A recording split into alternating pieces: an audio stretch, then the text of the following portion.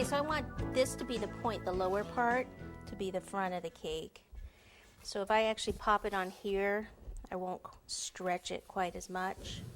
Let me put it back this way, actually.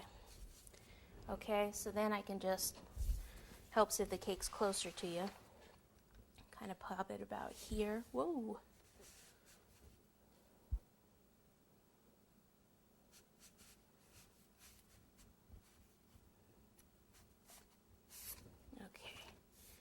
Now we want to make sure we get any air bubbles out that are under it. Like, I don't want to just pop that down. I want to make sure I get all that air out. Okay, then we can go ahead and adjust, because obviously that's not real straight or anything. So I can just kind of stretch this out, or even push that back in a little bit. And even this, if it's not perfect, you can just kind of stretch that out a little.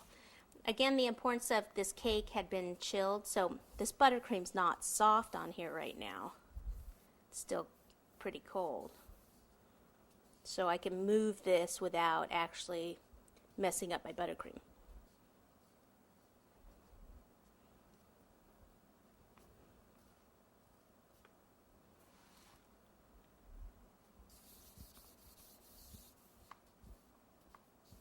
Okay, so let me just roll out some green buttercream to do the more of the infill part, and we'll be back. Okay, so I've got my green fondant, just ready-made green fondant. You can color it yourself if you'd prefer. You can even spread this part out in buttercream if you wanted to.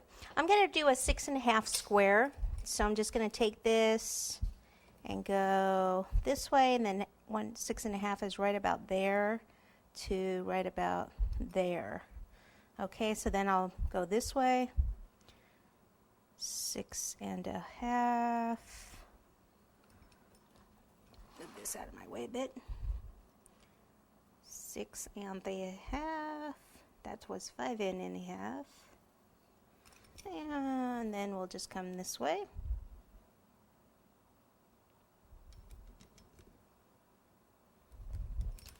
Okay. So take this out of the way. Then where the bases go, there's little cutouts. So we can use these, this is just a nesting set of round cutters. So I can actually just use this and cut the 4 corners out. You can even take one of these if you want to make sure they're even and put it up to the next one. So you make sure you get the same cut. Or not. Not. Okay, and then to pop this one on. Now what I could do is on this, sometimes, well, a lot of times I'll actually do this before I put it on. Kind of forgot about that, but sometimes I do it, sometimes not. This is just a, this is actually a tool for clay, and it's just texture. So if you want this area like here, because it would be like the dirt area, so if I just kind of hit it like this. Like I said, it is a little better if I, had done this right before I pop this on. That way I'm not putting any pressure on the cake.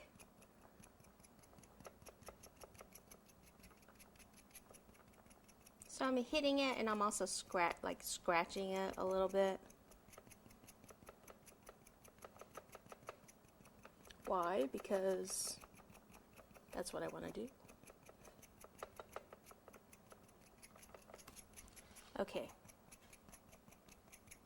All right, so now I can go ahead and take this. So make sure that I place it the right angle would be right like this. Okay.